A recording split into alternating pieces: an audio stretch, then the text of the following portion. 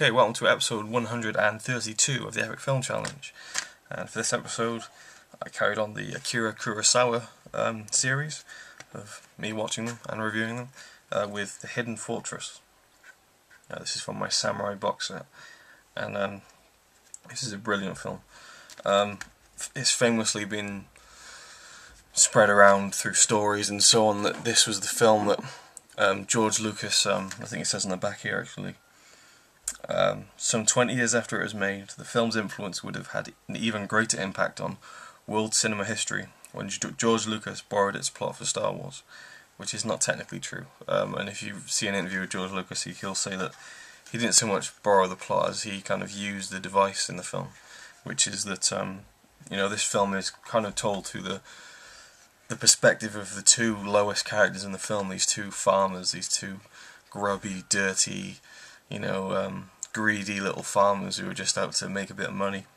And George Lucas kind of took that and kind of told Star Wars through the perspective of the two droids. And even then I wouldn't say the comparison isn't that big. And I've had people say to me, when you see this, you'll find it really funny how similar it is to Star Wars. And I didn't get it. Other than that there's a princess in this film, and it's certain elements kind of, if you really pushed it, would fit, but I don't think so. In of itself, it is a great film, The Hidden Fortress, and the bulk of the film is about this samurai played by Toshiro Mifune, who helps the princess along with the two farmers who are tagging along to get some gold from the hidden fortress where he's hiding the princess and kind of looking after her and guarding her. And they need to get her across a border into another part of Japan. And what's really cool is that they're sneaking gold encased in these kind of sticks, and there's so many of these sticks, and they've brought the horses with them and stuff, so you've got to try and sneak around and kind of mix in with the villages they go through. And there's quite a strong kind of subtext to this, where you have kind of like the higher class.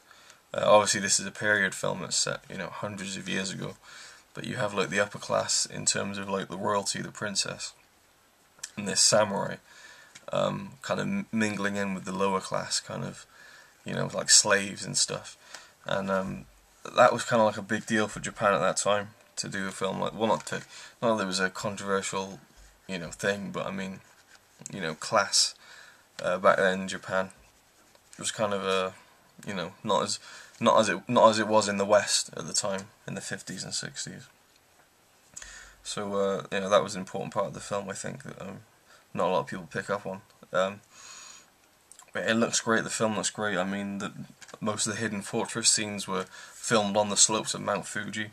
And I really like it. It's Kurosawa can actually inject quite a bit of humour into his films at times, which I really enjoy, even though it's Japanese. And the two farmers, they provided a lot of kind of comic relief in this film, and it's a great adventure. And there's a brilliant scene where Toshiro Mifune is chasing after these people who've found out that they're smuggling this gold, so they run off on their horses to tell everyone. So he has to charge after them and stop them, and they're on these horses and they are going so fast. And Toshiro Mifune is standing there with a samurai sword, no hands on the horse, bombing down, and the footage is not sped up, you can tell, and it's just amazing. I mean, that was just really, really impressive. There's a great fight scene in it as well. I love how Kurosawa just plays out a frame and doesn't cut very much sometimes. It's really good. And yeah, I really enjoy this Hidden Fortress, and give it a 9 out of 10. I think it's a really good one, and one I'll be watching many, many times in the future. So yeah.